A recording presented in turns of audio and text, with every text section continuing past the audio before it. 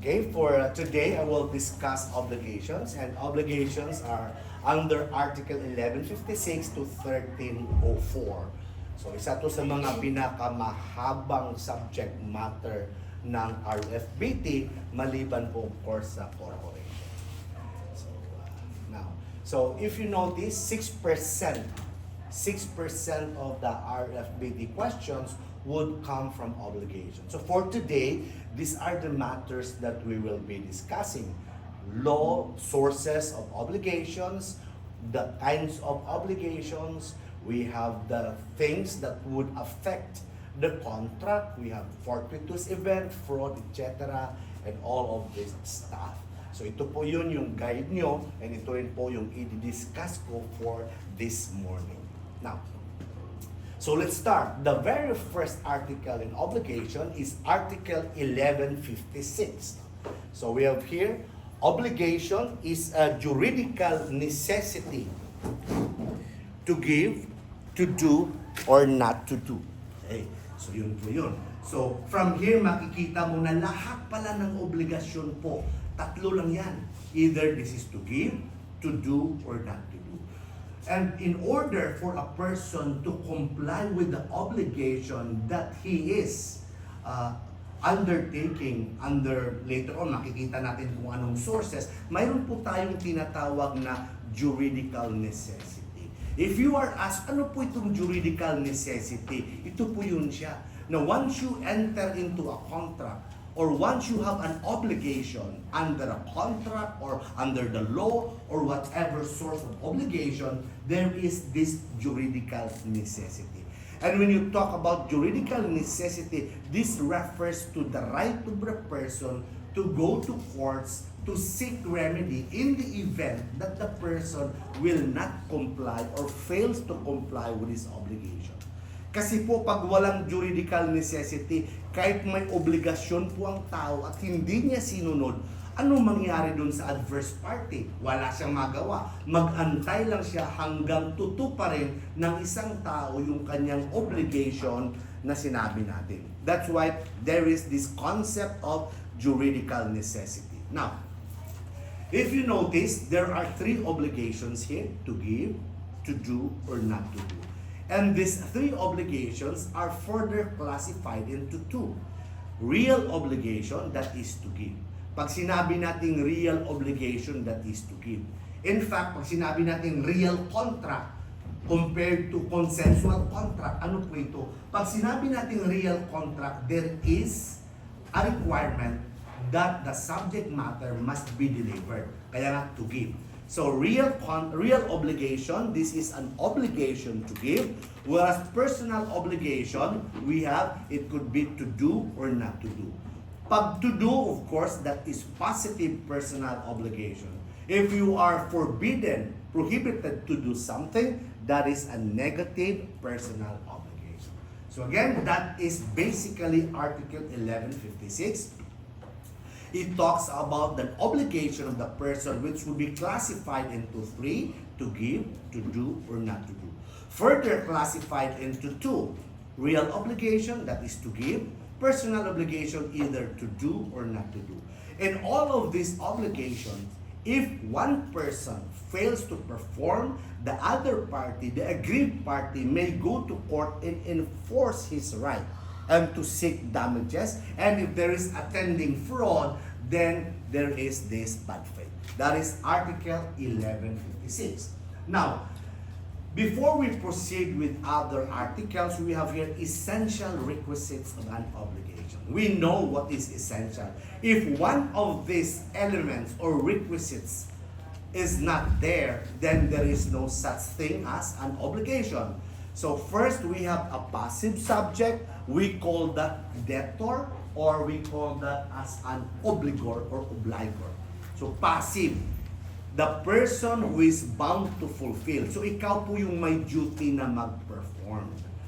On the opposite, we have the active subject, in whose favor the obligation is to be performed. So ang tawag natin sa kanya, creditor and obligee. And alam naman natin dito in your study, pag sinabi nating debtor or creditor, hindi lang po ito limited sa taong may utang or sa taong maningil ng utang.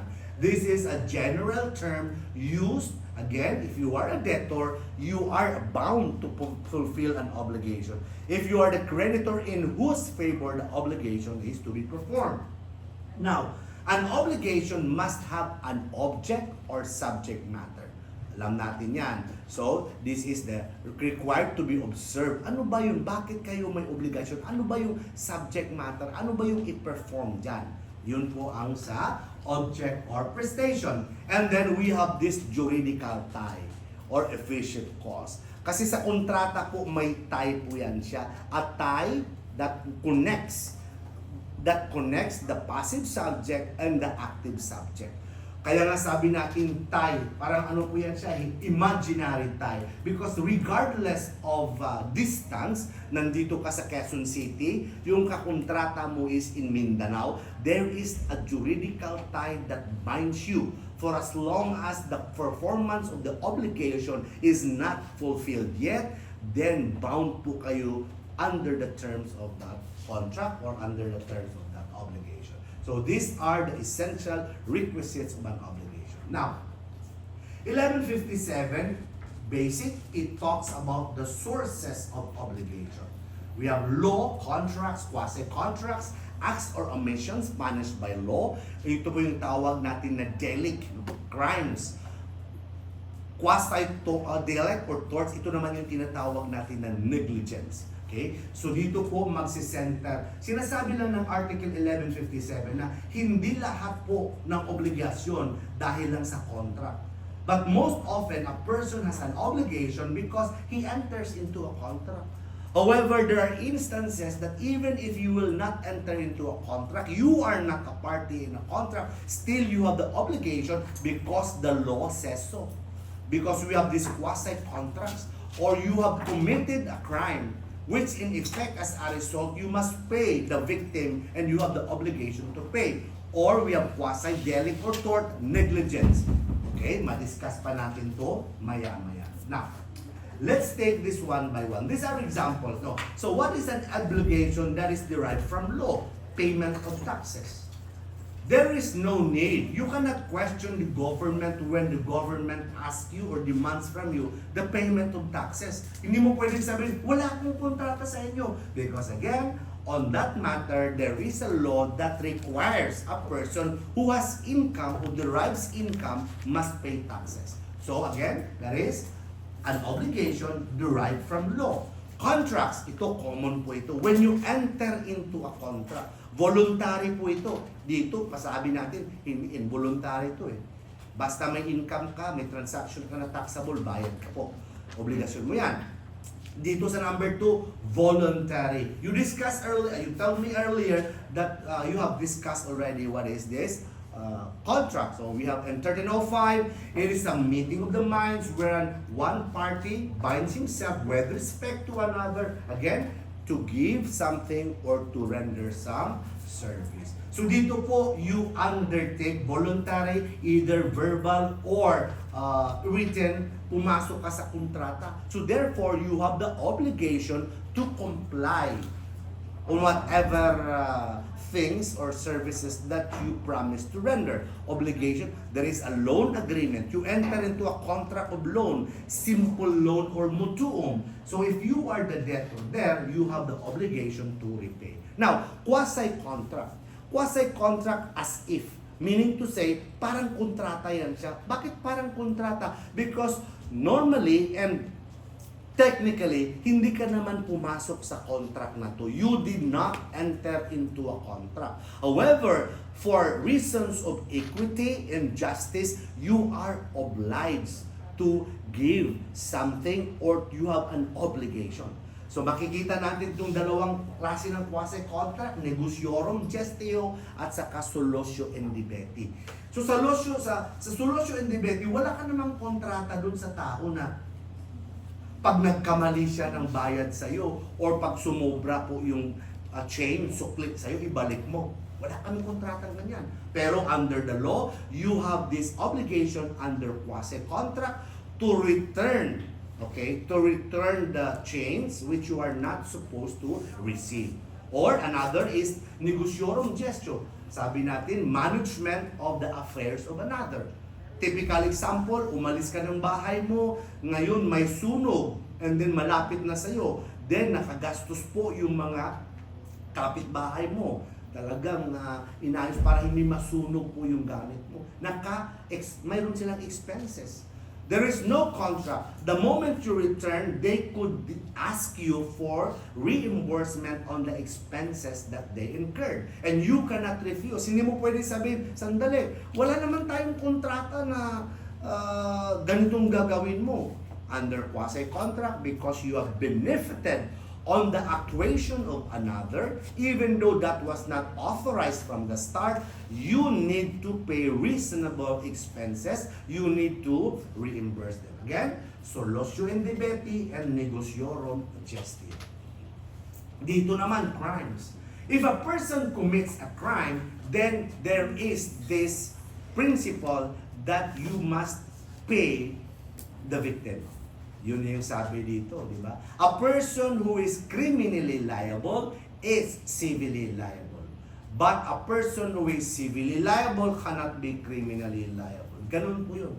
Kaya nga sa desisyon ng korte, you are hereby, after thorough consideration, this court finds you guilty of the crime of theft. Di ba? So yun yung crime. And you are sentenced to suffer a penalty of imprisonment of, let's say, 6 years and 1 day. Plus, to pay an indemnity or a fine in the amount of to the victim. That portion is considered an obligation arising from the crime that you have committed. Okay? Yun po sa number 4. Sa number 5 naman, quasi-delict or negligence. Dito sa quasi-delict, kaiba po to sa contracts. Because obligation in contracts, dito po parties voluntarily agreed. Mayroon silang pre-existing contract. Dito wala silang contractual relationship that exists. Yet the other party committed an act, a negligence, and as a result of which, na-injure po ang isa. Ngayon, tatalon po ako. When can we say that the person is negligent? Again, paano natin masabi na ang isang tao ay neglectful? Sabi sa batas, sa contracts, a person is negligent if he fails to observe the diligence that is required of him. Yan. Pag hindi mo sinunod ang diligence required of you in the performance of your obligation, you are neglectful. So alam natin, what are the diligence? Ordinary, good father of the family, and of course, extraordinary diligence. So ang example natin dito, pumunta ka dito sa review center. Kasama mo yung kapatid mo. Okay. Kapatid mo is 7 years old. So habang nagle-lecture dito, sabi mo, kapatid, doon ka muna, laro ka doon. Naglalaro-laro. Ngayon, naglaro ng bato, natapunan yung isang room, basag po ang window. In that case, you are liable or your parents are liable under the concept or principle of quasi-delict. In other words, your parents have the obligation to pay the school for whatever damage caused by the actuation of your minor sibling or minor child. Yun po, kasi nga dito, walang relationship, walang kontrata. Kagaya rin yan, ang typical example, sakay ka ng kotse. Ako po ay taxi driver, ikaw po ay pasahero.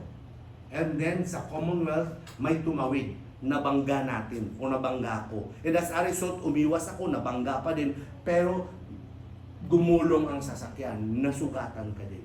So dalawa ang may nasugat. Yung tao, pedestrian, at dito naman, ikaw, na pasahero ko. In that case, the damages sustained by that pedestrian is under quasi-delict because there is no contractual relationship between me and her. But insofar as you are concerned, there is a contract between us that is a contract of carriage and therefore I am liable to you. My obligation, lahat may obligasyon po ako. Pag tinanong ka, anong obligasyon mo dyan arising Arising from what? Arising from quasi-delict. Dito naman, arising from contract. So that is an illustration on obligation may arise from any other sources. Now, 5 yun kanina, di ba? Law, contracts, quasi-contracts, delicts, quasi-delicts. Let's narrow this down. Sabi po dito sa 1158, anong pinagsasabi dyan sa 1158? Ito po ang obligation muna na derived sa law. Obligation derived from law. Anong sabi doon? Obligations derived from law are not presumed. Because we have this concept na ignorance of the law excuses no one from compliance therewith. So, dahil ganun ang sabi ng batas, hindi pwede ma-presume. Anong ibig sabihin nun? Hindi pwede na i-presume ng batas na may obligasyon ka. If you have the obligation under the law, it must be expressed para alam mo. That's why sinasabi yan siya na may isang kliyente nandun sa Manila. Nag-hearing ako one time, tapos nakulong siya. Na-hearing nandun siya. Pagbasa, anong violation niya? Ordinance. Anong ordinance? Ihi. I don't know, na-example ko lang ka. Doon sa may TUP, sa gilid nun, Philippine Norman, nag-ihi siya doon. Huli siya. Tapos, kinulong. Tapos, nag-hearing. Violation. Tinanong, bakit ka umihingi? Hindi ko na mapigilan, judge. Tapos, pagkatapos, hindi ko naman alam na may ordinansyang bawal. Ignorance of the law excuses no one. So, of course, kinonvict siya. Pero bago sa conviction, kasi minor lang naman, sabi ng Diyos, next time, huwag ka na manghihiyan. Ito, community service. Parang ano. Our point here is that if there is an obligation under the law, it must be expressed because, sabi nga ng batas, no one could be excused from compliance with the provisions of the law simply because they don't know the law. Even if you are not familiar with the law, for as long as the obligation that is expressed and it has been published, there is a presumption that once the law is published, everybody has read and was notified of that law. Yun po ang sabi dito. So not presume po yan, hindi po pwede. Like for example, empleyado ka, tapos dito, teacher ako dito ngayon. Tapos ang nangyari dito, binato mo ako ng review materials mo. Away tayo, tapos ngayon, physically hurt ko ako. May obligasyon ba ang PRTC na bigyan ko ako ng abogado? The answer is no. There is no obligation unless the law expressly provides. Sa gobyerno, mayroon silang the law that policy na mayroong clothing allowance sa mga public school teacher, pero sa private school wala. So these are the examples na sabi natin, once an obligation is stated or under the law, it must be expressed. 1158. Now, 1159 talks about obligation that is derived from contracts. Ito naman, obligation that is derived in contract. Sabi natin, once you enter into a contract, any and every stipulation stated therein, kasi nga nag-agree kayo prior, you cannot be forced as a rule to enter into a contract. Ginusto mo yan, pumasok ka dyan, ang terms dapat i-observe mo. In fact, the terms, sabi ng batas, once it is signed, it must be binding between the parties. And not only that, may dalawa po tayong consideration, qualifying things. Number one, it has the force of law. Meaning to say, parang batas nyo yung dalawa. Okay? Parang batas nyo yung dalawa na dapat susundin. And hindi lang basta-basta magsunod, it must be complied with in good faith. Alam naman natin pag good faith, di ba? No malice, no indication of deliberate intention to commit fraud. Wala ka talaga. So that is obligation arising from contract. However, take note here, in order for you to be obliged to perform your obligation under the contract, it presupposes that the contract must be valid. Alam niyo yun sa kontrata, pag nag-enter into a contract ka and then impossible ang obligation or illegal po ang subject matter, then you are not obliged to comply with your obligation because sabi dito, while it is a rule that contracts has the force and effect between the parties and it should be complied in good faith, itong sinasabi ng mga kontrata dito dapat must be valid and must be enforceable. Okay? So yung sinasabi natin binding effect required. Alam naman natin yung Requirements of a valid contract, di ba? Meron tayong COC, alam na natin yan, typical yan, di ba? Consent, object consideration. However, if there is a question, when can we say that the contract is not contrary or illegal? Or when can we say that the transaction is, ito po kadalasan na sinasabi natin, it is not contrary. 5 yan. It is not contrary to law, morals, good customs, public order, and public policy. That is under Article 1159. Now, although you have discussed this already, di ba, sa contracts nyo, typical, kasi we're talking about contracts, we have void, unenforceable, voidable, mayroon pa tayong rescissible, di ba? But dito po tayo because we're talking on contract. Pag sinabi natin yung void contract, wala po yan siya. It does not exist because it is void ab initio. Void ab initio meaning to say void from the very beginning because one of the elements in a contract is missing or is not legal. Yan, example natin yan. But unenforceable naman, lahat ng elements ng kontrata nandun, di ba? Nandun yan, walang problema. Cannot be enforced simply because the contract did not follow some requirement, solemnity on contracts, meaning to say the form or the requirement that it must be registered, like under the statute of frauds. There are contracts that must be registered in order to be binding. So dito, unenforceable po yan. Voidable, pag nakapansin kayo ng word na voidable contract, sabi po dito, lahat ng elements ng kontrata nandun. Pero ang isang element doon, particularly on the aspect of consent, is vitiated. That's why minors entering into a contract, generally, the contract is voidable because while the minor may give their consent, and therefore, nandun po yung element ng consent, the consent there is not the consent required of by law because minors cannot give their consent. They are not 18. Yun po ang sinabi natin na voidable.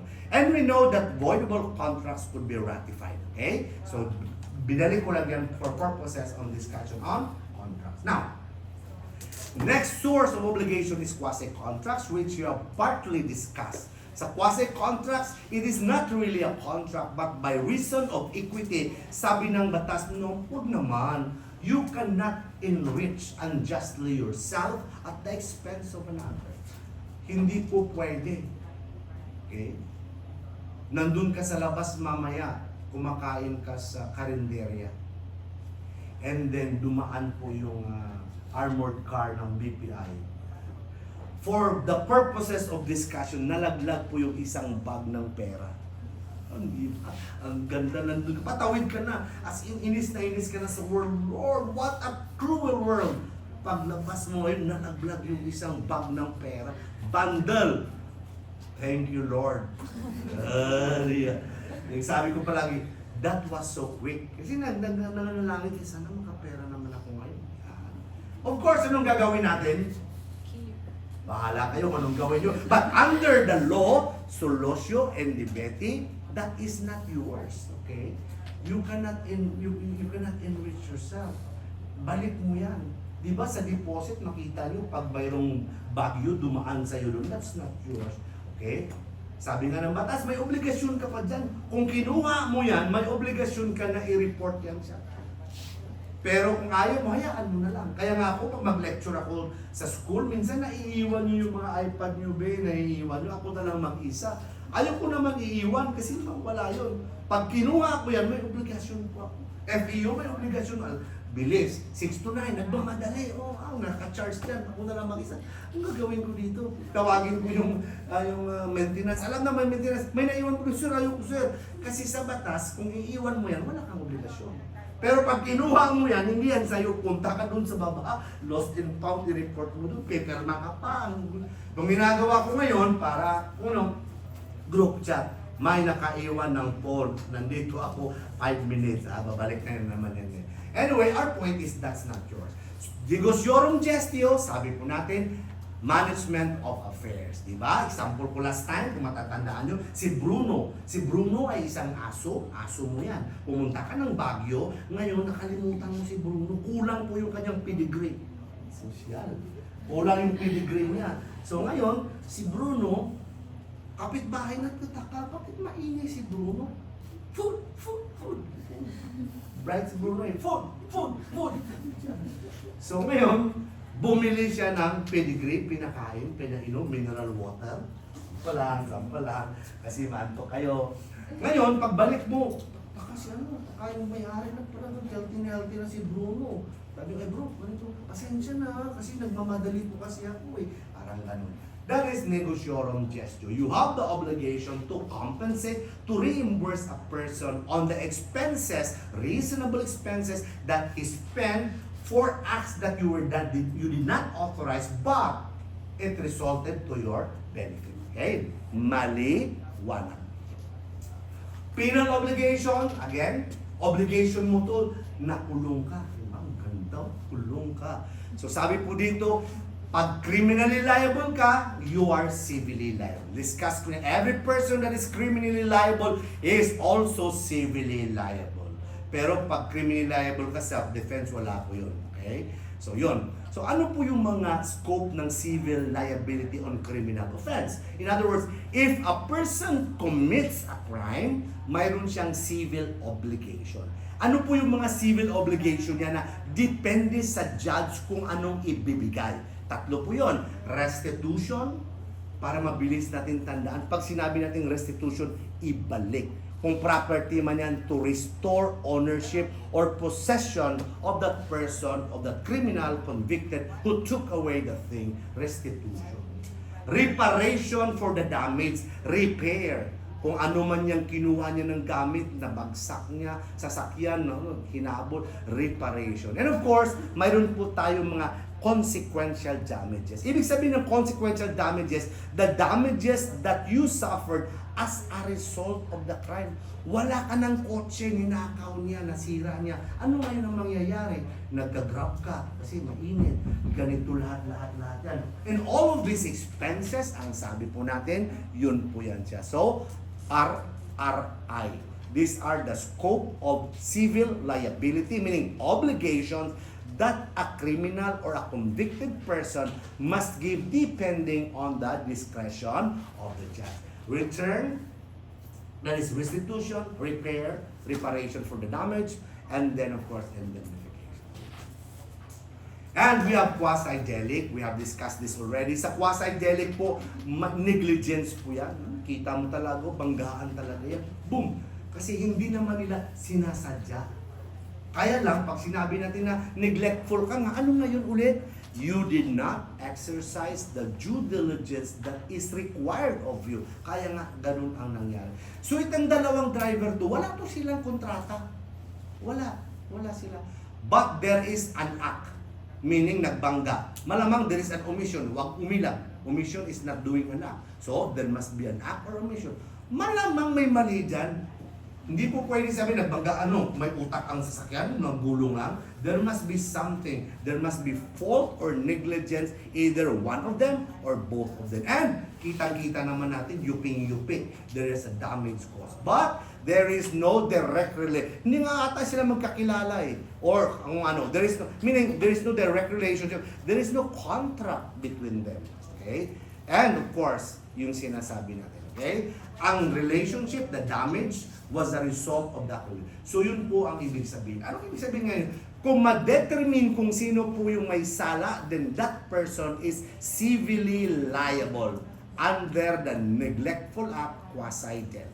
Okay? Sana maliwanag po yun. Now, pasadahan lang natin po ito. Ito po yung difference between crime and quasi-death. Of course, sa crime, ang category intention. Crime, there is always an intention. Okay? Sa quasi-delict, negligence, kapabayaan. Negligence is kapabayaan. Katangahan, reckless yan. Recklessness. Kaya nga, reckless imprudence resulting in damage to property. Katangahan sa pagmamaneho na nagresulta sa damage ng isang tao, isang property. Yan. Simple negligence, kapabayaan lang. Okay? So, but bottom line here, regardless if it is simple or reckless, wala kang intent to hurt. Sa crime talaga, sinadya mo talaga yan. Negligent, nakalimutan mo ang kaibigan mo, diabetic pala. Sorry for the example lang, kung ano lang pumasok sa utak ko. Kasi, kailangan mo kape. So, diabetic pala siya. So, dinagyan mo talaga ng sugar. Kasi na-enjoy ka, gano'n. Ang dami mo na talaga ininom ng sugar. Ngayon, ano siya? Negligence. Pero, pag ikaw, alam mo talaga, nilaso mo talaga siya, ikaw, something like that. Okay? Purpose. The purpose and crime is punishment para matuto ka, bebe. Paano? Quasi-delic, again, sabi natin kanina, tatlo po yon. Restitution, indemnification, di ba? Reparation of the damage caused. Interest, walang public sa quasi-delic. Kaya nga kung magkasuhan, Celis versus Villegas. Yan. Kasi nga kami lang interest ko. Tinulak niya ako, and then accidentally lang. Ano kami ni Sergio, nagbibiruan. Ginanon niya ako, yung laki niya, ano po ako, na gano'n. Wala siya kasi lalagad natin siya, di ba? So ngayon, ang nangyari, pwede ko siyang kasuhan. Celis versus Villegas. There is no public interest. Pero pag public, people of the Philippines versus Celis. Yan. Because while it is true that there is private individual, siya po ang na-damage, but I disturb the peace publicly. Yan, ganun po. Liability, we have here, dalawa. Of course, civil, criminal, sa quasi-delic, isa lang. Compromise, walang compromise agreement sa criminal liability. Sa civil, mayroon. Evidence required, alam po natin, ito po yun. Pag administrative, substantial evidence. Pag civil, preponderance of evidence. Pag criminal, proof beyond reasonable. That is on the different. Now, let's go now to another section, that is the nature and effect of obligation. Ano daw ang magiging epekto pag nandun ka na sa isang obligasyon? Ano daw ang gagawin mo? At ano yung mga rules na dapat mong sundin? So 1163, it talks about obligation. Again, lahat po ito obligation. So again, balikan natin, pag mag-aral po tayo ng batas, pag maka-encounter po tayo ng ganito, una mong titingnan, anong klaseng obligasyon yan?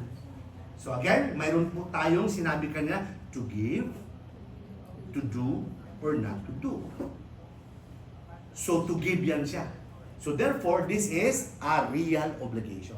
Okay? Real obligation. It is not a personal obligation kasi personal to do or not to do. So real po ito. Dito pala, ang sinasabi, ay bro, pumasok ka sa kontrata, mayroon kang obligasyon na mag-deliver. But pending the delivery of that thing, you have an obligation, further obligation to observe diligence of a good father of the family. So again, that is in Article 1163. Article 1163 applies only in an obligation to deliver a thing. And pending delivery, you must take care of that thing as a good father of the family. And take note also further that Article 1163 talks about specific or determinate thing. Mamaya, alam niyo ito sa contract, specific, meaning to say with particularity. Dito naman hindi. Bakit nga natin, what is the significance, why we need to determine whether a thing, subject matter of the contract, is specific or generic? Because of the idea of substitution. Substitution. And of course, the idea of whether or not the obligation of the person is extinguished upon the loss or destruction of the thing. Sabi natin, if the thing to be delivered is specific, it could never be substituted without the consent of the other party. Okay? And if the thing to be delivered is specific and it is destroyed or lost, for whatever reason, the obligation is extinguished because it could never be replaced, okay, or substituted. Unlike sa generic, genus non quam perit. Yan. Generic thing never perishes. Okay, so again, going back, dito po, obligation to deliver a specific thing to a person. before you deliver. Kasi may mga ganong obligasyon eh. Bibili ka, ang example sa libro, bibili ka ng kabayo, specific na kabayo. Pangalanan natin yung kabayo natin na Pegasus. So ngayon, sabi mo, bayaran na kita, sir. Okay. So, kunin ko na si Pegasus. Sir, sandali lang, may review pa ako. Kailan mo ba kailan gusto mo? Sir, pwede ba i-deliver mo na lang sa akin after ng election? So, during the time, ngayon, the contract has been perfected. In fact, nabayaran mo na ako. Pero, my obligation to you is to deliver that on a later date. So, in the transition, while I am not the owner of that Pegasus anymore because you have paid, contract, etc., still, I will take care of Pegasus as a good father of the family. Meaning to say, I will treat Pegasus as mine along with the rest kung mayroon pa akong mga ibang mga kabayo. Okay? That is on Article 1163. Now, sabi nga natin, specific, generic. Thing cannot be replaced without the consent of the creditor. Dito, pwede po yun. Kagaya nga, barko, tapos mayroon kang sacks of rice there. Okay? Generic. Lumubog ang barko. Wala na. Ma-require mo ba mag-submit? Yes, because generic. Generic, specific rather, determinate thing is identified by its individuality and determinate thing by its species. Okay? So much for that because that has been discussed in contract. Now, obligation of a debtor duties of a debtor in an obligation to deliver a determinate thing. Acronym ko lang to kayo nang bahala dyan. But ito, P, preserve the thing. Ito yung sinasabi natin kanina na, well, bago mo i-deliver, hindi po pwede dahil bayad na yan.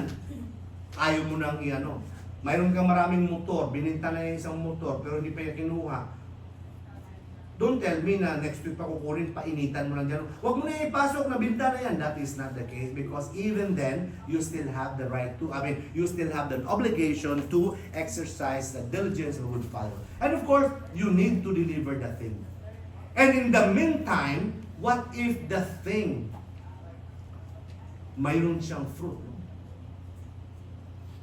Nandun si Pegasus, nanganak si Pegasus for example, kasi nga 6 months pa or whatever, you have to deliver the fruits of the thing along with the accessories, and in the meantime, if you did not comply with your obligation and a damage was resulted, you will answer for the damages. So take note of these duties. Let's proceed. So, balikan natin ha. Una, preserve, deliver the thing itself. Preserve, deliver the thing itself. And then, preserve, binago ko preserve, deliver the fruits, the thing itself, accessories, and to answer for damages. Kayo na bahala kung anong acronym nyo dyan. So let's take this one by one. First, preserve the thing. So sabi natin, preserve the thing. Na-discuss na natin that diligence of the good father of the family. Pending delivery, habang nandun pa sa'yo, you have the incidental duty to take care of the thing pending delivery. The reason there is, kung ano man yung condition during the time that that property or that thing was purchased, ganun din po at the time na i-deliver po siya. Kasi hindi naman po pwede na may nabago po. So, diligence of the good father of the family, unless, sabi natin, there is a law or a stipulation, meaning agreement by the parties providing for either an inferior or a superior degree of diligence. It could be slight or extraordinary. But common carriers like airplane, barko, or let's say transport, public transport, they must exercise extraordinary diligence. And this could not be negotiated.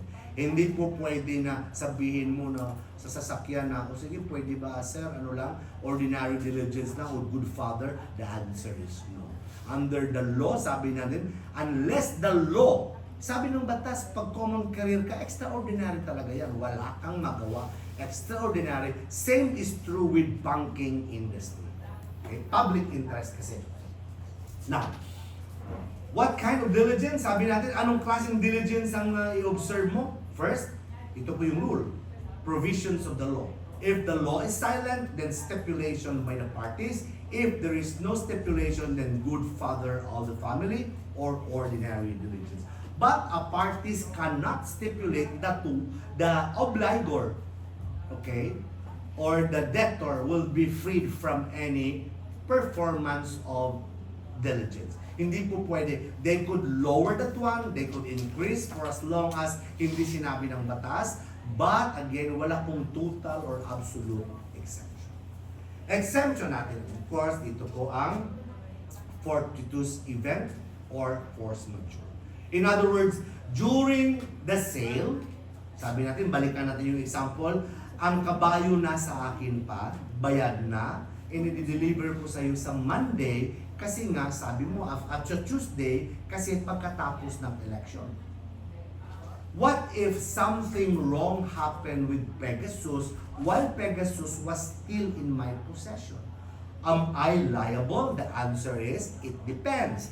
If the result, or rather, if the cause of the destruction or injury or death of Pegasus was attributed on my neglectful act, then I would be liable. Otherwise, if it is through fortuitous event or force majeure, then wala po akong liability. As a rule, mamaya may exception tayo dyan na kahit mayroong force majeure or fortuitous event, still a debtor obliged to deliver must pay, must be liable. So that is on acts of God. Yan siya, fortuitous event. I will leave this to you. Obvious naman po, force majeure. So all of this, kung if you are very, very technical about the definition, ito po yung superior force, force majeure po yan siya. Acts of God, walang kinalaman yung tao. But all of this prevents the performance of an obligation, and therefore, ang mangyari, if the destruction or loss again is caused by this, wala pong liability ang debtor or ang obligor. Next, deliver the thing. To deliver the thing, yung pinag-usapan. Kung ano yung pinag-usapan, yun talaga ang i-deliver to consider the purpose of the obligation. And you have here, to be liable for damages in case of fraud, madiscuss natin ito mamaya, negligence or delay. Yun po ang. Then, fruits. So we have here, INC. Okay, anong klase ng fruits natin? We have industrial, natural, or civil. So yung fruits. The creditor has the right to the fruits of the thing from the time the obligation to deliver arises. So take note ha, obligation to deliver. Kasi iba po yun. Makikita natin mamaya, iba po yung reckoning point natin if there is a contract of sale or simply if the debtor obliges himself to deliver. So dito po, Article 1164, there is a debtor obliges himself to deliver the thing and the thing bears fruit. Anong sabi? The creditor has the right to the fruit from the time the obligation to deliver arises. So, kinds of fruits, these are very self-explanatory. Pag sinabi nating natural, wala pong participation ang tao. Spontaneous. Soil, nandun, may tumubo lang dyan, hinayaan mo lang. But industrial talagang may cultivation. Lahat-lahat po yan. Civil fruits, ito po yung sa juridical relationship. For example, rent sa building. Lahat-lahat. Okay. Now, ang most questions dito is from the time the obligation to deliver arises. Yan. So again, sabi ng earlier slide, the right of the creditor to the fruits arises from the time the obligation to make delivery arises. So, tingnan natin. Kasi nga, depende po sa kontrata kung kailan po mag-arise ang obligation to deliver. For example, if this is a sale, contract of sale, on the perfection of the contract. And we know there are stages of contract. Ano yung tatlong stages ng contract? Preparation or negotiation, perfection or birth, consummation or termination. Okay? So yun po yun siya. So perfection sa kalagitnaan, gitna, nag-usap na kayo. Celia nasali. So here, mayroon ka ng obligation to deliver. And therefore, pag nanganak yan siya, ang fruit would be to the creditor. Second, kung may suspensive condition, but the parties may agree upon the fulfillment or arrival of the... Ano nga pinagkakaiba ng suspensive at resolutory? Sinabi natin ang suspensive at resolutory based doon sa recording, parang race daw yan sa... Alam niyo yung race? Yung takbuhan. On your mark. Set. Yan. Race. So ang suspensive, kung ito po yung ito po yung starting line, okay, hindi mo pa matanggap ang whatever thing under the contract until such time na dumating ka sa finishing race kung saan ang obligation nandun. Whereas sa resolutory, tanggap mo na yun. Pero mawawala yan siya once the condition is fulfilled. Now, here, tingnan nyo ha. Ito yung mga typical questions po sa board. So, at least may idea po tayo dyan. Dito muna tayo sa obligation to deliver as a rule. Generally. On January 1, 2025, si A nag-promise siya kay B to deliver a specific course on December 1, 2025. So, take note, sale ba to? Hindi. Promise. Promise yun. Iba pag sale kasi. Kaya sabi mo, pag tinanong ko kayo, sino ba ang entitled sa fruits? Tingnan nyo muna ang problem. Ano bang nakasaad sa problem? Sale ba to? Sale ba to? Or obligation to deliver? Ganon din. What if baka partnership yan? Sa partnership kasi, from the time the supposed partner promised to deliver his contribution. Ganon. So, teaching na natin kung ano po ang kontrata before we decide kung sino po ang entitled sa fruits. Going back, so dito, on January 1, 2025, A promised to give B a specific course on December 1, 2025. Of course, before December 1, wala si B karapatan. Wala siyang karapatan kasi nga hindi to sale. Obligation to promise. And then, ang suspensive condition dito is dumating ang December 1, 2025. After December 2021, B has now the personal right. Bakit personal right lang? Because again, sabi natin, delivery transfers ownership. Hindi pa na-deliver ang kabayo, so therefore wala pa siyang real right. Kasi ang real right, ina-assert mo na sa madlang people in the whole wide world, akin po ito, bebe.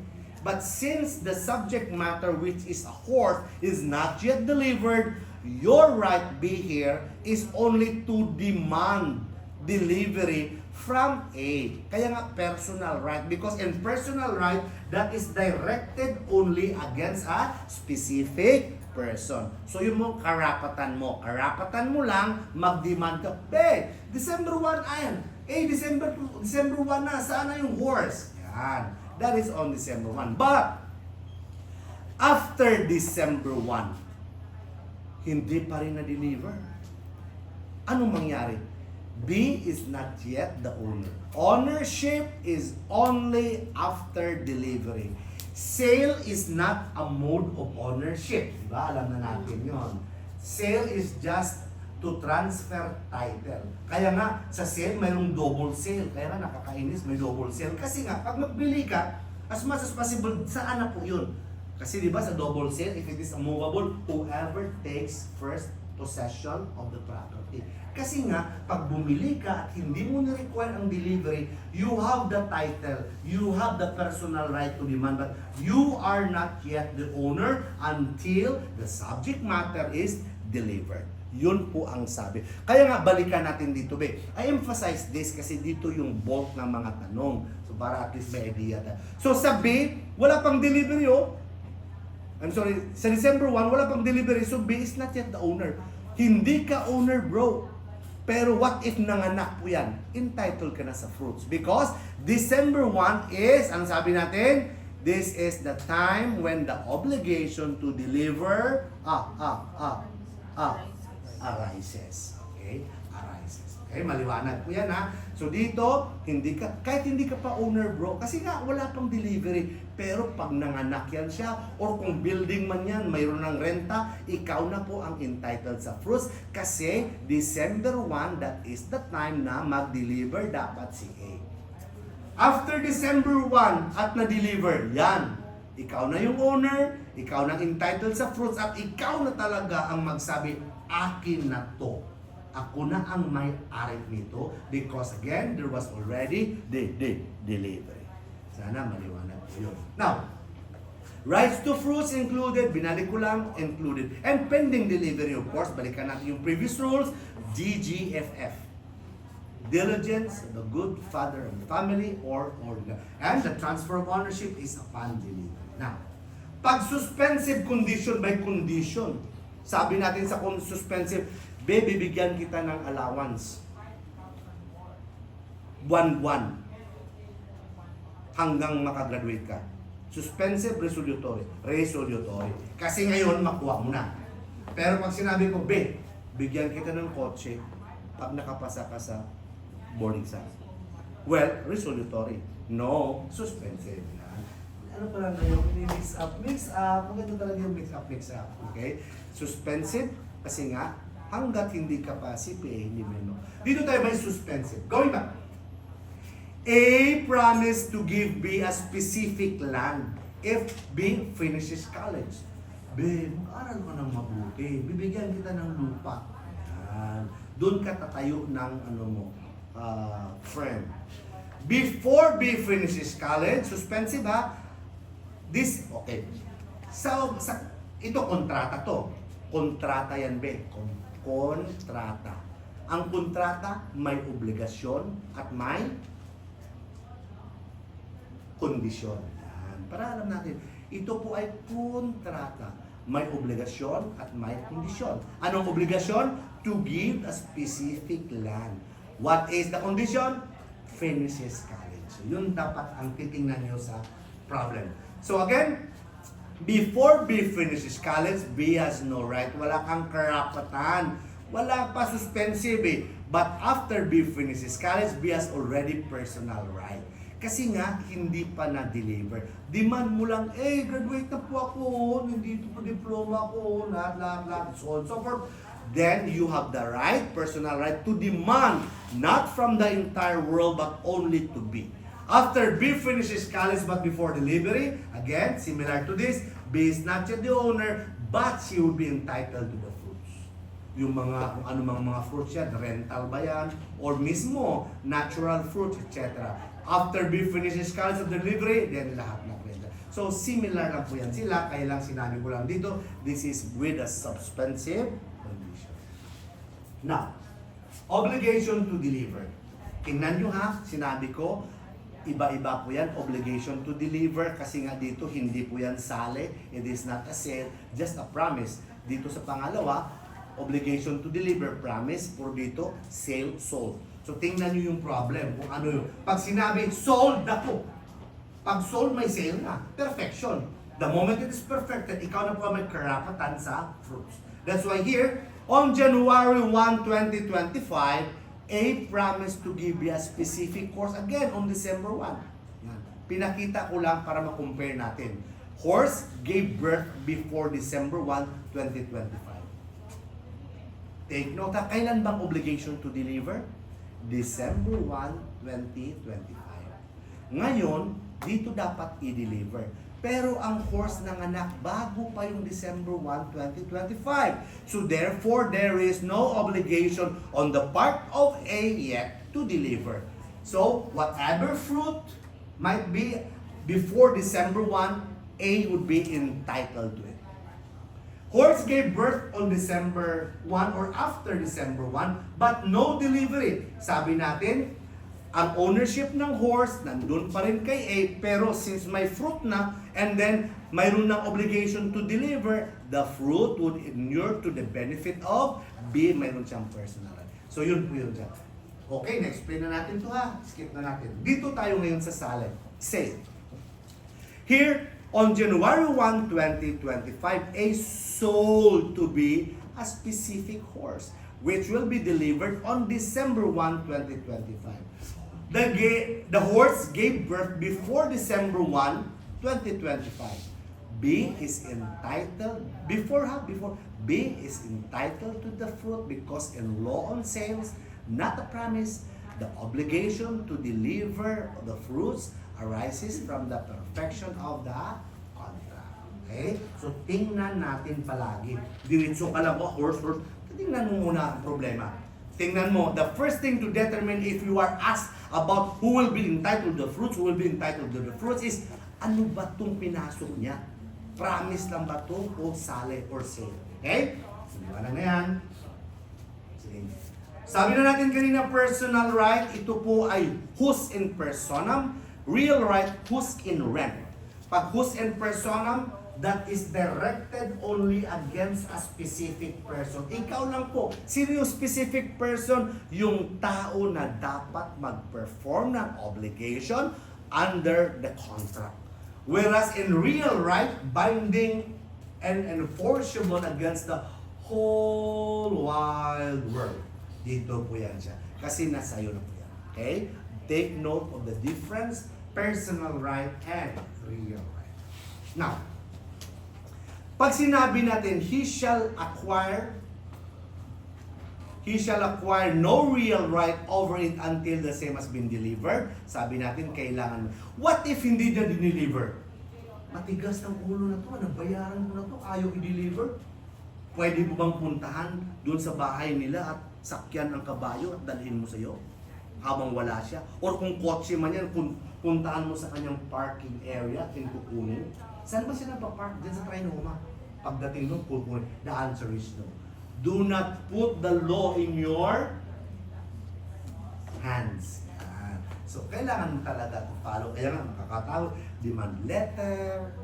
So, kung sa atin, no, practical sense, pag bumili ka, kunin mo na agad. Huwag mo nang masabi-sabi na. Kasi mo, ay, busy pa ako na. Bibilin mo to sa akin. Ngayon, sabi ko, magkano to? 800. Binayaran mo ako. Sir, busy pa ako. Pwede ba mamayang hapon na lang? Ayan, delikado ka na nun. Kasi mayroon kang personal right, pero wala kang real right. What if lumapit mo to? Sir, ang ganda ng ano mo, sir, ng clicker. Bilhin ko ng 1,000. Bininta ko sa kanya. Ngayon, nga ka. As between you, sabi ng batas, double sale. Sino po yun? The person who take possession if it is a movable. So, nga. That's why ganun po yan siya. Okay?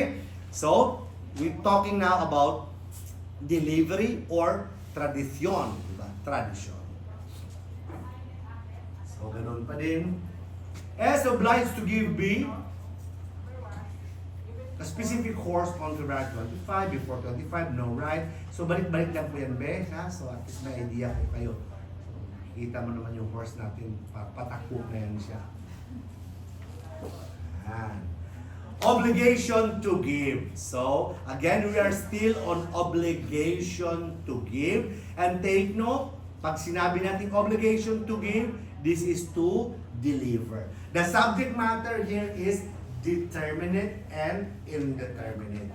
So, obligation to give, first paragraph talks about determinate subject matter, second paragraph talks about indeterminate subject matter. Bakit natin kailangan i-classify? Kasi nandito po ang karapatan ng creditor kung makumpel niya ba ang debtor to deliver or kung pwede niya bang i-ask somebody else to deliver the property kasi ayaw po ng debtor. Okay, yun po yun. So again, when what is to be delivered is determinate thing, the creditor has the right to compel the debtor to make delivery. So, debtor talaga. If what is to be delivered is a specific thing, yung kagaya niyan, bininta mo sa akin yung specific watch mo na yan. Yung suot mo, yung black na yan, specific. Ngayon, due date na po, I could demand from you the delivery of that. First paragraph, specific real obligation. So therefore, hindi po pwedeng iba. Ikaw lang yun kasi may qualification tayo, be. Sa'yo yan. Deliver mo yan sa akin. What if hindi mo dineliver?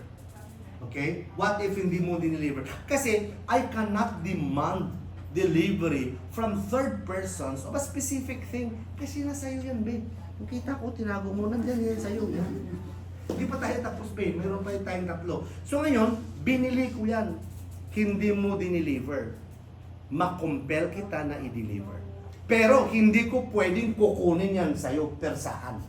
Do not put the law in your own. So pag hindi ka nagbigay, ito po yung options mo, A, B, C. May mga tanong kasi, what is the first remedy or the proper remedy of the creditor in the event the debtor will not deliver the specific thing? Sabi po dito, ang first remedy niya, bro, specific performance. Meaning to say, I'll give demand letter na i-deliver mo yan, be. That is the case. And then, or, option, ayaw ko na, nahihirapan na ako, tinatago mo ngayon, tinitingnan ko pa lang, tinatago mo na. I-resend ko na lang ang ating kontrata, obligation, pagkatapos niyan, ibalik mo ang binayad ko plus damages. Okay? Or, demand payment of damages kung wala na, sinira mo na, galit ka na, sinira mo, wala na, ayaw mo. So in this case, there is no way that I could recover the subject matter. So in this case, damages. Again, first paragraph, determinate thing, kailangan talaga i-compel ang debtor, not third person, because of the nature of the subject matter. Pag hindi mo yan ginawa, hindi kita mapilit be specific performance, or rescission or damages. Rescission, rescind ng contract, ibalik ang pinagbabayad plus damages. Dito, hindi naman rescission kasi wala nang ibabalik. So therefore, damages na lang. Again, anong sabi? Pera or price at saka damages. Now, second paragraph, indeterminate. Since indeterminate in generic po dito, pag hindi pinerform ng debtor, the creditor may ask that obligation be performed by somebody else but at the expense of the debtor. Okay, we're still talking about generic thing. Ready there. Now, third paragraph, it talks about response. This is an exception to the rule on fortuitous event. We know that if a fortuitous event is the cause of the destruction or loss of the thing, subject matter of the contract, and there is no participation of neglect on the part of the debtor is freed with any responsibility. However, in the third paragraph, there is an exception here. If the obligor or the debtor delays or promise to deliver the very same thing to two persons who do not have the same interest, siya po ay liable. Okay? Take note of delay. I-deliver mo dapat ngayon sa akin yung specific horse. Hindi mo na-deliver. Ngayon, the next day, nakidlatan, namatay. So, siningil kita. You cannot say, hindi po ako liable, sir. Fortuitous event, nakidlatan niya nung dito. Well, of course, generally, hindi ka liable, but under the law, you were in delay. If you could have delivered that the day before, sana hindi po yan nangyari. Yun ang rationale behind. Pangalawa, dito naman po tayo sa, tawag nito, promise. If a person, ito po, specific thing, pinamis ko to sa iyo na ibibinta ko. Promise ko sa iyo na ibibilhin mo yon. Oo ka. Pinamis ko din sa iyo, oo ka. Okay. Nasira ko ito ng fortuitous event. Kidnap. Ordinarily, I am not liable, but since this thing has been promised to two separate individuals with separate interest, then I would be liable even if the destruction is caused by a fortuitous event. For the simple reason na kung hindi mangyari yung fortuitous event, I could not deliver this very thing to both of them. So isa talaga po ay ma-injure, ibibigay ko sa kanya, ito po yung ma-injure, in the same manner, pag binigay ko sa kanya, siya po yung ma-injure. That's the reason why a person who promised to deliver that specific thing, very same thing to two individuals, if the thing is destroyed by a fortuitous event, he is still liable. That is in Article 1165. Generic thing, sabi natin, could be performed by another person. Genus non quam peri. So dito, mayroon tayong specific, mayroon tayong contract. No? S obliged himself to deliver 100 sacks of rice. Generic po yan, bebe. Generic. Ngayon, si S ayaw niyang i-deliver. Tigas ulo mo ayaw mong i-deliver. Since, again, the delivery is generic thing, the creditor may acquire or purchase that thing similar of kind and quality and quantity from somebody else. So, pwede niyang lapitan si C, bibili siya doon at i-assume or pabayarin kay B. And in the event na mas mahal po ang pagbili niya, still liable po si S. Kasi nga, kung nag-deliver siya sana, hindi nangyari po ito. Bottom line natin again, pag generic real obligation, a third person may be made to perform the obligation subject to the reimbursement plus damages on the part of the defaulting debtor. That is in Article 1165. So we know other accessories and accessions. So sabi natin, kasali po yan siya. When the obligation to deliver is a determinate thing, specific, mayroon siyang accessions, mayroon siyang accessories, kasali po yun sila. Kung silent po ang kontrata, kasali po yun sila.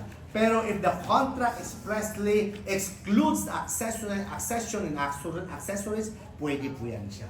So take note of the difference. Pag sinabi natin yellow, color coding tayo. Accession, fruits, additional. Accessories, green, those are joined for the better use.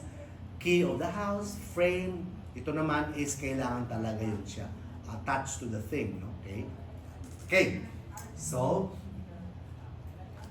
ito na po, situations. So we have discussed this already. 3 situations under that article. First, the debtor fails to perform the obligation to do, okay, the purpose, but contrary to the.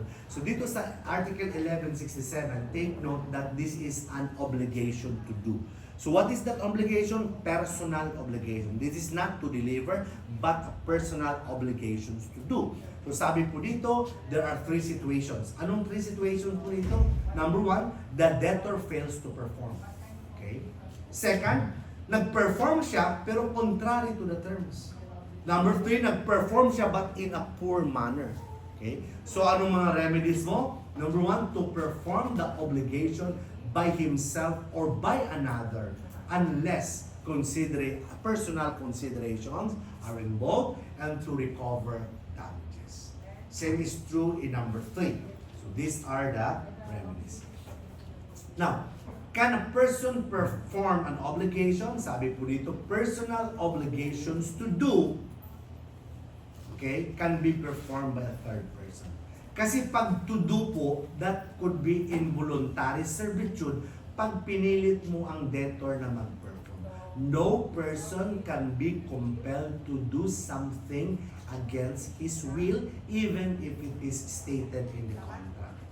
The only remedy there is specific performance. If he fails to do so, then it could be performed by a third person. Pero iba kanina sa delivery. Pag delivery po, pwede po yan sa ibang tao. Especially if that is a generic thing. Now, so ito po yung illustration natin. Apply po natin yung tatlo. Ito po yung tatlong scenario. Mayroon silang construction contract. Ito po yung usapan nila. Nagawa ng mga bahay, ganito po, 3 bedroom, blah, blah, blah, blah, blah, blah. Ngayon, if X does not construct the house, mapilit niya ba? Hindi po, kasi involuntary servitude. B may ask C to construct it, but at the expense of X. Hindi mapilit si X, kasi nga this is a personal obligation or to do, involuntary servitude would come in pag pinilit mo yan. So ang remedy mo na creditor, gagawin mo is let somebody else do it at the expense of the defaulting debtor. Sabi natin. Now, ginawa ng debtor, pero hindi niya sinunod. Perform, but contrary to the terms, iba-iba niya, iba yung kulay, lahat-lahat. Then it could be have done again Paulit yan sa kanya. Pag ayaw niya, it will be performed again by a third person at his expense. In the same manner, pag ginawa niya bara-bara lang, para magawa lang, it could be done again and at his expense. Bottom line, ano sabi natin? This is personal obligation that is to do. If you are the creditor and the debtor fails to perform, you cannot compel him because that would constitute involuntary servitude. You have to have it done by a third person or somebody else, but the expenses plus damages will be shouldered by the defaulting debtor. Obligation not to do, not so much about this. Pag sinabi natin obligation not to do, i-ignore lang yan. I-ignore lang yan siya. Negative personal obligation not to do is to abstain. Ganyan. So, kadalasan ganito po yun. Bibilhin ko yung lupa mo dyan. Since nasa likod po ang bahay ko, mayroon ka dapat obligation na huwag mong sarahan po ang daan. I will purchase your property provided that you will not close the gate on the passageway towards that property at the back. So yun po ang sinasabi natin na negative personal obligation. When the obligation consists in not doing, the obligor does what is forbidden to him, then at be undone at his expense. So yun yung usapan natin, pero sinira mo, nalagay ka ng gate, then sabihin ko siya, tanggalin mo yan, may obligasyon ka. Hindi ko sana binili ito yung lupa mo sa likod kung hindi mo sinira, kung sirado mo pala yan. So in that case, under Article 1168, pwede ko yang sabihin, tanggalin mo yan. Pag ayaw niya, pwede kong ipatanggal sa iba at the expense of that debtor. Now, sabi natin, it talks about delay. Okay? There is no default if there is no demand. 1169, it talks about delay. And the delay here is different from the common connotation in an ordinary parlance of the term delay. So here, those obliged to deliver or to do something, take note, it talks about to give and to do, not to do. So dalawa po. Those who obliged to deliver or to do something incur in delay from the time there is a demand. In other words, you cannot put a person in delay if there is no demand. The demand here could be extrajudicial, meaning outside of court, meaning to say kayo-kayo lang, abogado nagpadala. Dito naman, judicial with court's intervention. However, there are three exceptions to this where demand is no longer necessary to put the debtor in default. Number one, when the obligation or law expressly so declares. Tatalo na po ako. Ang pagbayad ng buwis. Ngayon, sabi, lahat na may income dyan, magbayad ng buwis on or before April 15, 2025. Siningil ka ngayon, may interest. Sabi mo, wait, bakit po to? Hindi ko to alam. Wala akong demand na tanggap. In that case, that is an exception to the rule because when your obligation is under the law or upon the directive of the law, then no need for demand. Or expressly so declared, Ben, may utang ka sa akin, bayaran mo May 12 without need of demand. Pagdating ng May 12, don't expect na, ay, saka na ako magbayad, antayin ko muna yung tawag ni sir, mag-demand siya. No, because in that instance, when the obligation states that there is no need for me to make a demand, dapat bayaran mo yan. Or dito po, number 2, nature of circumstances. The obligation, designation of time is the element. Anong sabi po dito? Time is of the essence.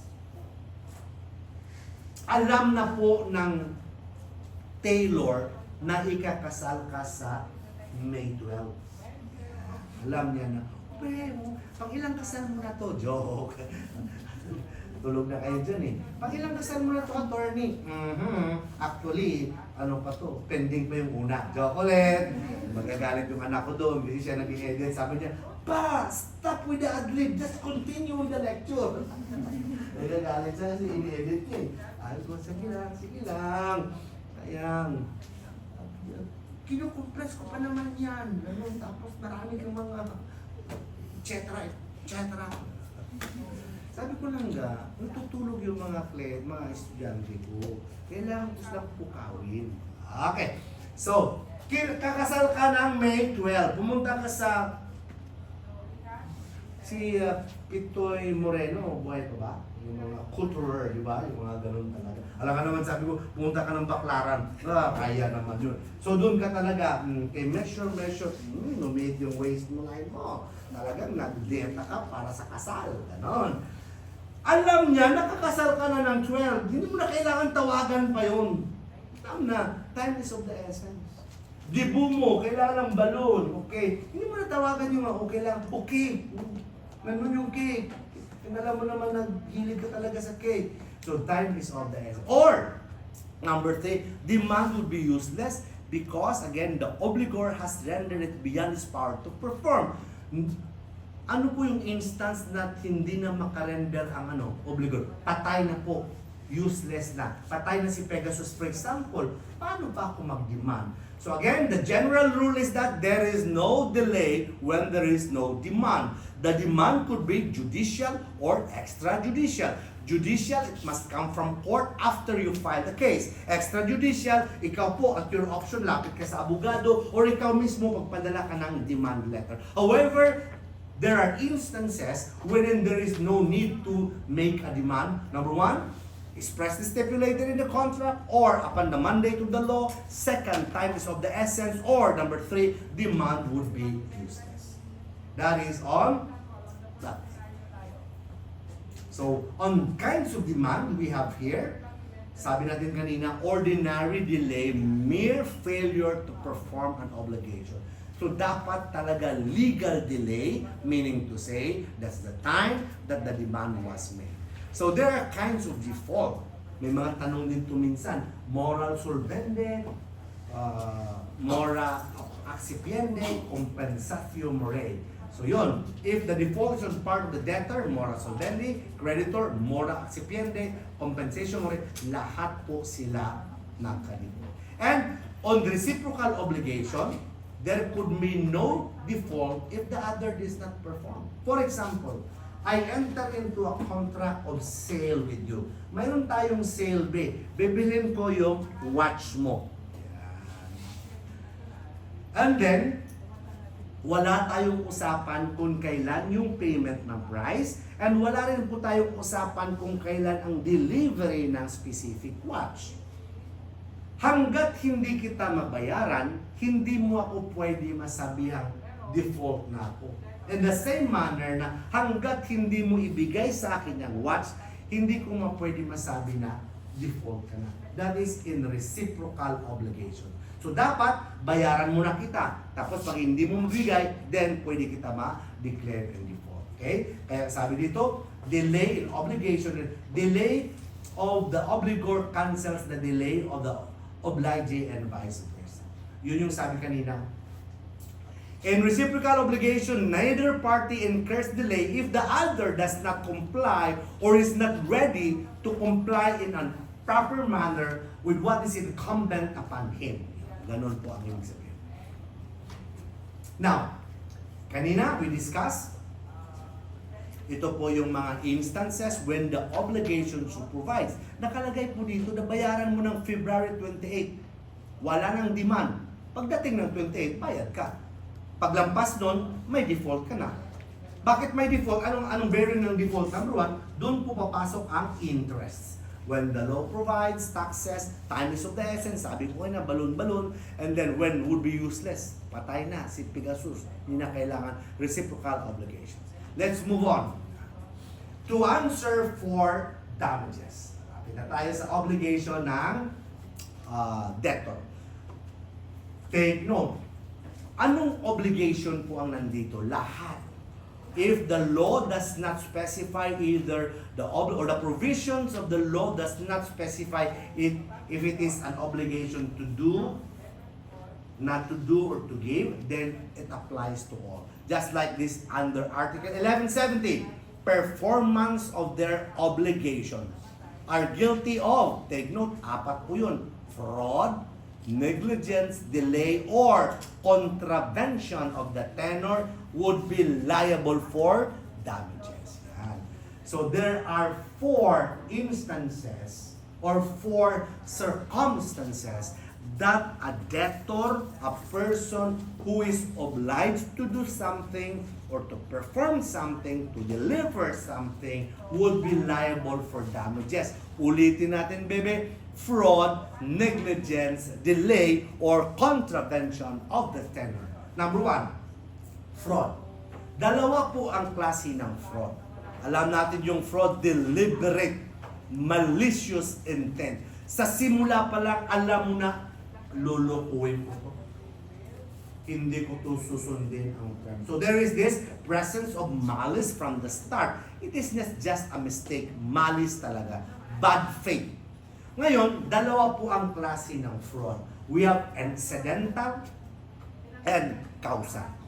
Now, the difference between the two is kailan nangyari ang panloloko. Kung ang panloloko nangyari at the time of the negotiation when the parties enter into the contract, that is causal fraud. Cause, dulo, causante.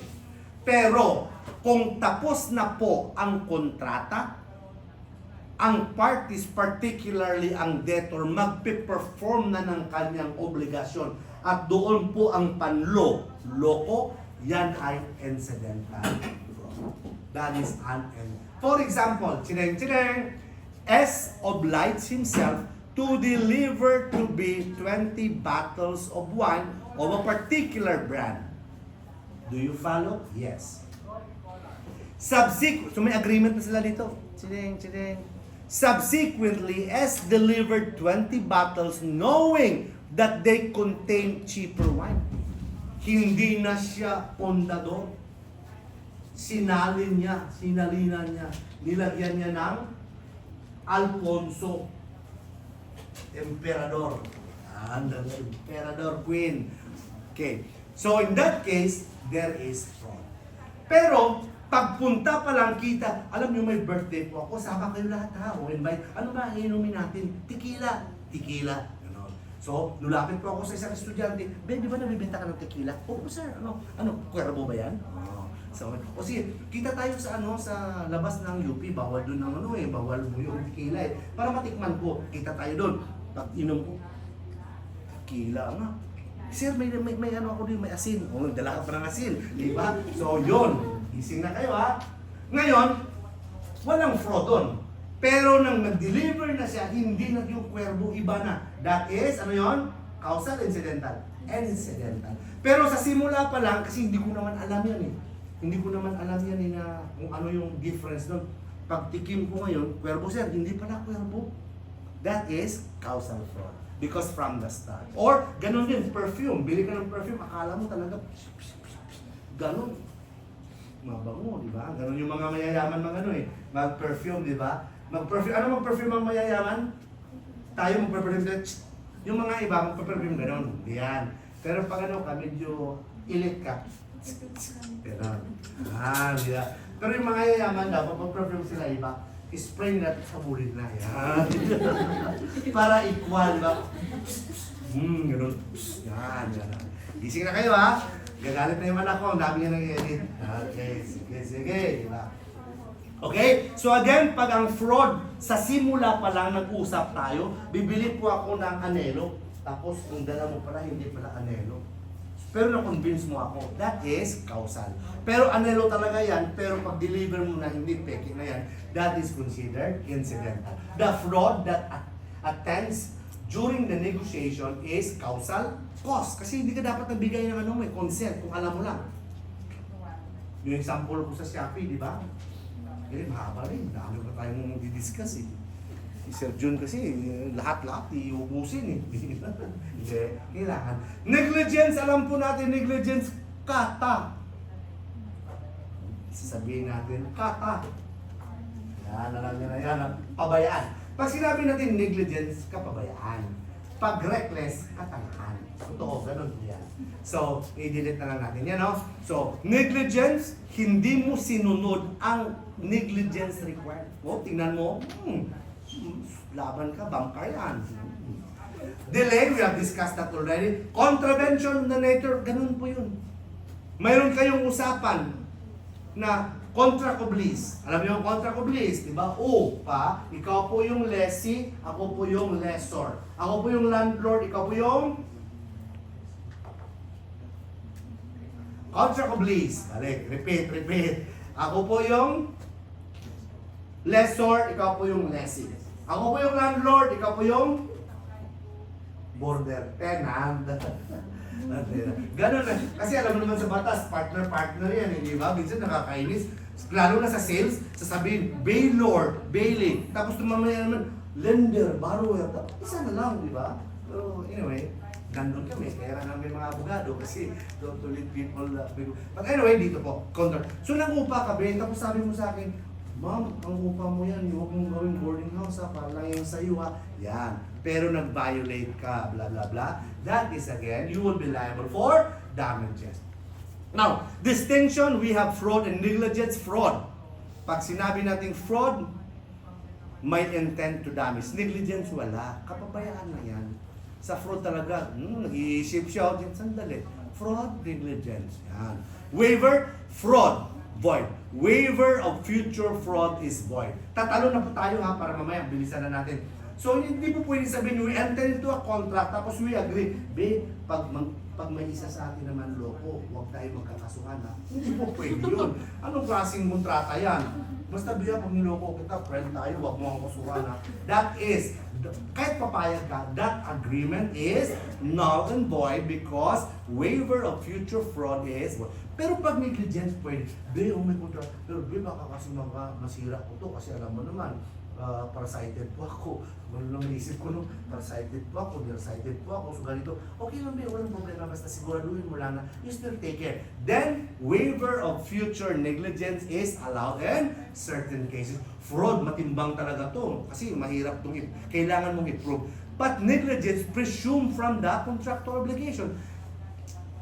Presume yan sa makikita niyo mga factors ng negligence. For example, gasoline boy pump, gasoline boy po ako yung sa pump station. Nag-UOC po ako doon. Oh, ano yun? Negligence yun.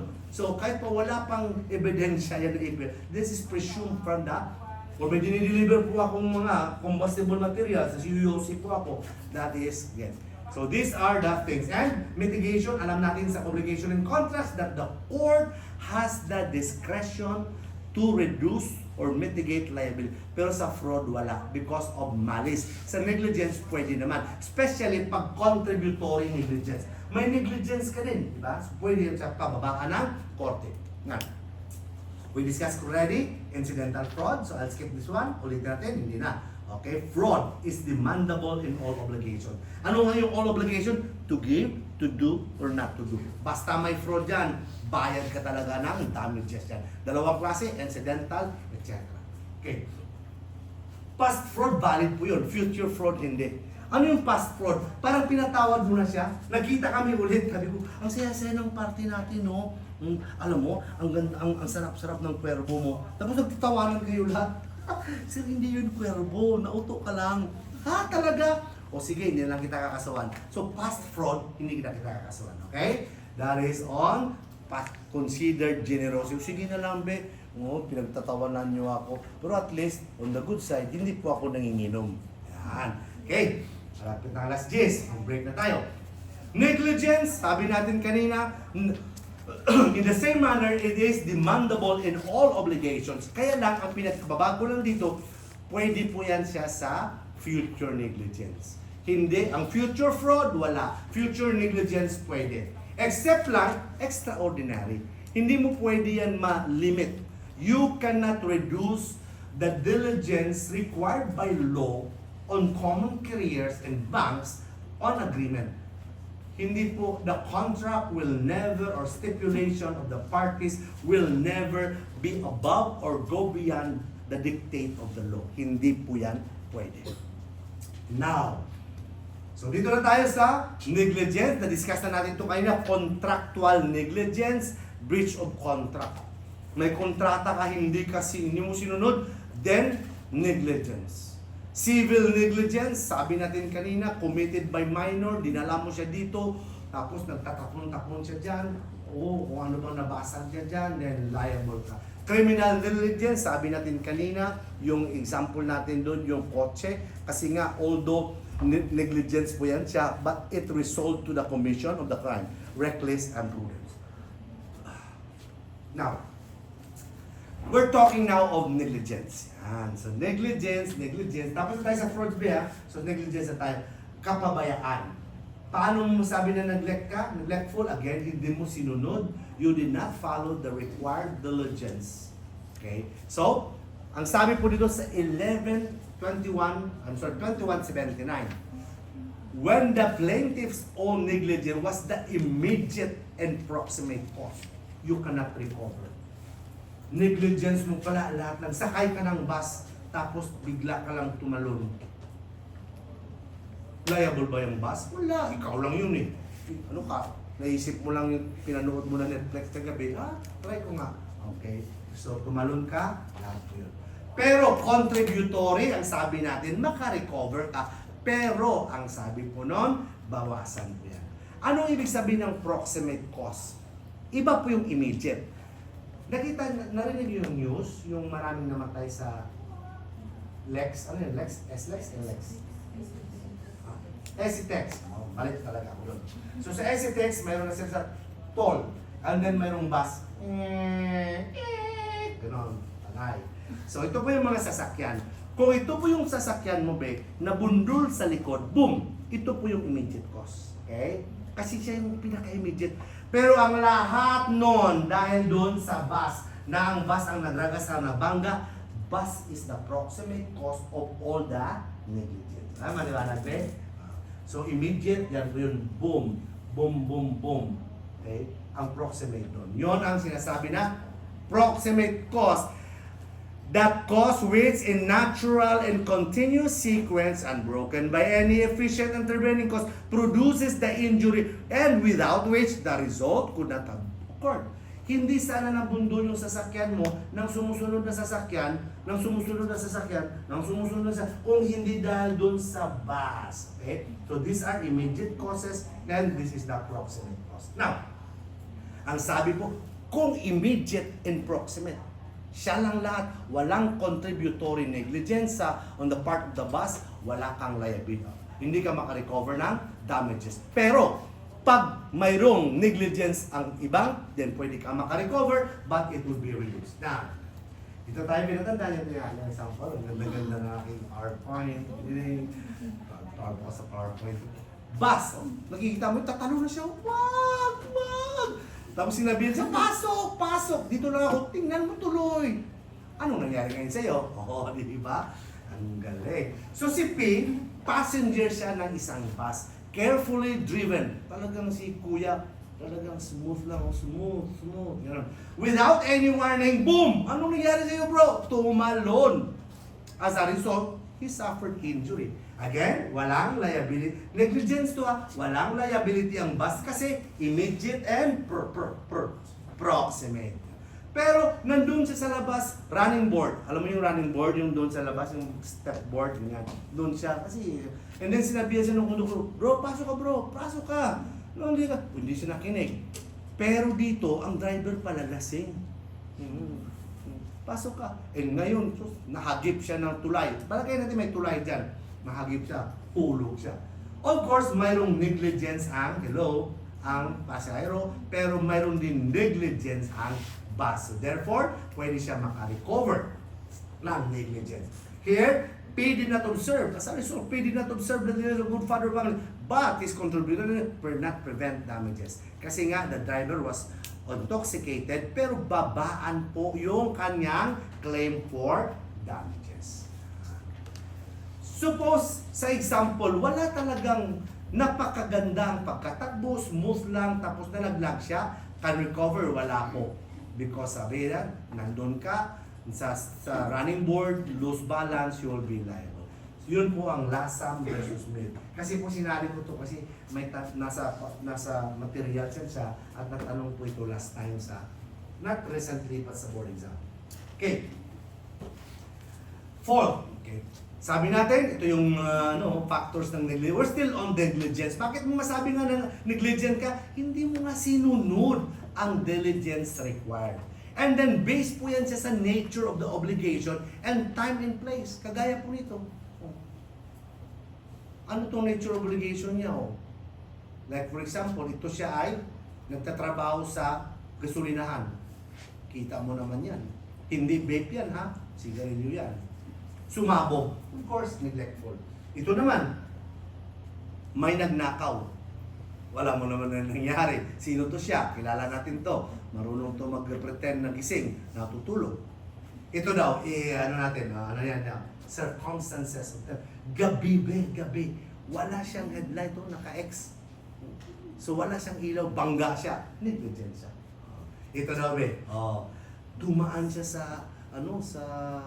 saan ba? Ayala, sorry, doon lang alam ko. Ayala, circumstances of death. Ang grabe naman takbo niya, nasa 100 kilometers per hour, nakabangga siya, neglect. So these are factors to be considered when a person is neglectful. Now, kinds of diligence, sabi natin, agreement ng parties, kung wala, kung anong sabi ng batas, or kung wala, kung silent pa, Mark Villar, silent, tahimik, diligence of a good father of the family. 42 B, balikan pa natin to, tapos ng tatag to. Okay, sabi natin, bro, kung ano mang mangyari bro, tingnan mo, 42 talaga kita mo yan. Sana hindi ito mangyari, big one. Nakakondo pa naman ako, big one. Pero third floor na ako, iniisip ko na yan. Tatalon ako, kilay na ako dito. Yan. Tapos ang baba ng swimming pool, 4 feet lang. Sabi ko, delikado. Baka pagtalon ko dyan, unconscious, malulutuloy ako. Dito na lang ako sa kabila, kilay. Gaglang. Marinig ko ng anak ko, nakakondo kami, magalit yan. Paano pinagsasabi mo? 42 event. And then force majeure, ito yung mga tao, di ba?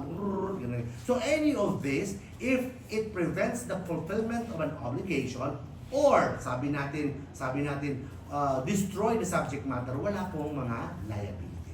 Discuss natin yung kanina, Biha. Yun. And these are the requisites, independent, wala kang kinalaman. Hindi mo na-foresee. Pag na-foresee mo, hindi mo mapigilan yan. Lindol, mapigilan mo. Lindol bukas. Wala pa tayong technology about lindol. Bagyo mayroon na, ulan. Sa panahon namin, hindi namin alam kung kailang bagyo kung anong intensity lahat at ngayon may alam na. May heat index na nga Kaya nga may estudyante, bakit may klase? 45 na. Nasasanay. Tapos sa bahay, naggagala lang din, di ba? Pagkagi may estudyante ngayon. 45 na, grabe. Hindi kami heat proof. Ganon sa FEU, heat proof. Chismis, may UGT ako. Sir, pakiusap naman sa host company. Kasi po, 2 days kami dapat sa bahay, 3 days kami on-site. Gusto niya pakiusapan po yung company na kung pwede, 3 days sa bahay, 2 days on-site. Naganoon ako sa bahay, grabe naman pala estudyante dito. Ayaw ko pakaligan. Ako sabi ko, parang gusto ko sabihin, okay, kausapin ko na lang kaya na 1 week pahinga ka, tapos 1 week ka papasa. May mga estudyante ganyan. So dapat isipin nyo muna, kung ano yung itatanong nyo. Sir, mag-present po kami ng case study. Kailangan ba po mag-semi-formal? Nandyan yun sa orientation. But anyway, so yun. Okay? Let's proceed. Pero enjoy ng mga estudyante. Nakakawala ng stress. Mga stress kasi maliliit lang Kaysa litigation, ang stress grabe. Pag uwi mo, talagang panalo ka, pero ang bata, umiiyak, di ba? Hindi ko talaga makalimutan yung bata, maliit, 3 years old, Daddy! So si Beth, sekretary ko, Malita yan si Beth.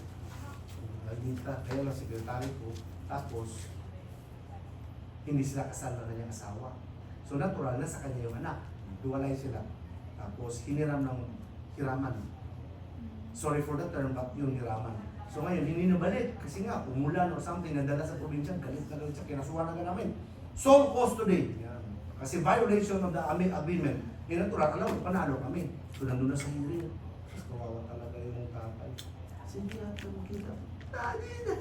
Galit sa akin yung galit sa akin yung lola. Wala kang puso at ako. Hindi mo alam yung krende mo. So, dahil doon nag-mellow down ako sa practice. Kaya mas maganda yung stress ng estudyante. Funny lang. Yung sa kaso, nadadala mo, iisip mo, kawawa yung bata. Tapos si Beth naman, proud na proud, lumalita yun. Anyway, 42 si Beth.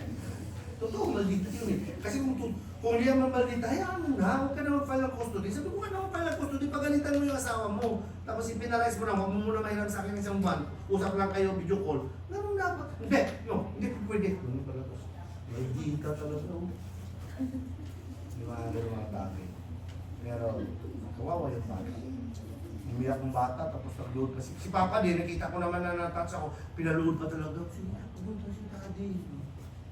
Durog ang puso ko. Anyway. Balik po tayo dito sa realidad. Oh, kikita mo yan siya. Nagnakaw siya. Pero could you imagine anong nakahoy niya? Sabi ko sa gumawa ng PowerPoint, ba't mo naman baka? Baka naman nilagay mo dyan. Grabe naman ka. Grabe ka naman magnakaw. Baka talaga. Dapat binaliktad mo na lang. Pirari na lang dito sa baba. Anyway. So, again, this talks about fortuitous event. Sabi natin, as a rule, ang tao will not be liable for anything and everything that would happen to the subject matter of the obligation if it is the destruction or loss is due to fortuitous event. Except pag may usapan sila. Maliwanag po yan. Or, number 2, there is fraud, sabi natin, negligence or delay, etc. Dito, sabi natin, the debtor has promised to two, kanina ba, example ko yun sa inyo, to two individuals because obligation for a crime. Ninakaw mo yung baka, tapos nagkabaha, nalunod yung baka, tapos kinasuhan ka. Sabi mo, hindi, ibalik mo naman yung baka, kaya lang nalunod lang siya dahil sa ano, hindi siya marunong lumangoy. So, no, under that thing, you will be liable. A person criminally liable would recover. Okay? And of course, if it is generic, genus non quamper. Kahit po na-destroy yan siya ng fortuitous event, kailangan. So take note of this. Pwede naman hindi i-memorize, but take note kasi minsan ang mga problems about the exceptions. So at least you have the idea. Declared by stipulation, we have discussed that. Or, declared by stipulation, sabi natin na wala na kailangan. Or, nature and assumption of risk, contract of insurance. You enter into a contract of insurance, you insure your vehicle against fire, nasunog. Dahil natumba yung, nakidlatan yung poste ng Meralco, and then napunta sa sasakyan mo, nasunog yung sasakyan, yung fortuitous event. But under this, because there is the nature of obligation that requires an assumption of risk, insurance contract, the insurer is liable. Okay? The very reason why that vehicle was insured. What else? Let's go now to simple loan or mutuong, tapos na po kayo ng credit transactions. Di ba? You said kanina, tapos na kayo ng credit transactions. Simple loan or mutuong. So, compare yan sa comodatum. Sa simple loan or mutuong, ang purpose nito is, chineng, consumption. Sa comodatum, it's used. That's why here, bakit natin ma-discuss to ang simple loan or mutuong? Sir, obligation because of the concept of interest. Kasi sa loan po, either gratuitous or for with interest. If a person lends money, simple loan or mutuong, then it could be with interest or without interest. Ngayon, wala na po tayong usury law. Wala na yung usury law. So, today, you could lend money and you could charge whatever interest you would like for as long as the other party will agree. But, even then, pag ganun po yung instance, pag dumating na yan sa korte, still the court has the discretion to reduce the amount of interest charge or the rate of interest charge. So here in Article 1775, it talks about simple loan or mutuo, ang pagpahiram, and therefore, pagpahiram natin with interest. Take note of the 3 requirements before a person could be entitled for an interest. Pag nagpahiram ka ng pera, whether or not may interest ba, ang principal, it would depend on the presence of these 3. Number 1, mayroon ba kayong pinag-usapan expressly? In writing ba yan? And the interest must be lawful. These are the 3 requirements before a person in a contract of simple loan or mutuum could recover an interest. 1176 talks about presumption. And you know what's presumption, di ba? Meaning to say, hindi natin nalalaman ang truth, ang actual fact, pero we could infer from some circumstantial evidence or facts na yun pala ang nangyari. So here, it talks about presumption. Ang principal na sinasabi po dito, pera. Kung ikaw pala ay nagpapahiram ng pera, do you follow? Yes. tapos nakatanggap ka ng principal na walang reservation sa interest, the presumption is bayad na po ang interest. So in other words, Article 1176 talks still on simple loan or mutuong pagpahiram ng pera na may interest. So kung ikaw po ang lender, nagpahiram ka ng pera at nakatanggap ka ng bayad ng principal at wala kang reservation kung saan yan siya na interest, then the presumption is that bayad na po ang interest. Because under the law, if there is a principal amount and there is an interest and there is a payment, the payment must first be applied on the interest. In excess of that, it would be applied on the principal. Hindi po pwede na, unless papayag po ang lender na, sa principal ko na po ibayad muna. If there is an agreement, but without an agreement, ang sabi po dito is that payment must be applied first on the principal amount and then excess would be on the interest. So we have conclusive presumptions and we have disputable presumption. Conclusive, wala na po talaga yan, hindi na siya ma-rebut. But rebuttable or disputable presumption could be presented or rather could be rebut by other means. I will stop somewhere now. So here, sabi natin, pag nakatanggap ka ng principal amount without reservation as the interest, bayad na po yan siya. Kagaya nito, si D, may utang siya kay C 10,000, may interest na 15% per year. Ngayon, nagbayad si D, nag-issue si C ng resibo, hindi nakalagay doon yung payment ng interest. Ang sabi po dito, the presumption na bayad na po si D sa lahat ng interest prior sa payment. Dito naman, nagrenta ka, and then nagbayad ka ng isang buwan, inisyuhan ka ng resibo. Okay? And then, in April, E paid 5,000. Tapos, nag-issue ng resibo na nakalagay doon ang month ng April. Ang presumption nun, since ang resibo nakalagay ang month ng April, ang lessee po nakabayad na siya sa mga previous months. Again, this is just a presumption. Pwede po yan mag-present na nagkamali lang si ate, akala niya matanda na siya, etc. etc. Okay? So, these are exceptions. Wala pong reservation, wala pong application ng presumption sa pag may nakasaad talaga na reservation sa interest, or ang resibo naka-particular ang date, may payment of taxes, non-payment given. These are the exceptions to the rule that presumptions will not apply. Now, we will have a break and then we will continue later on Article 17.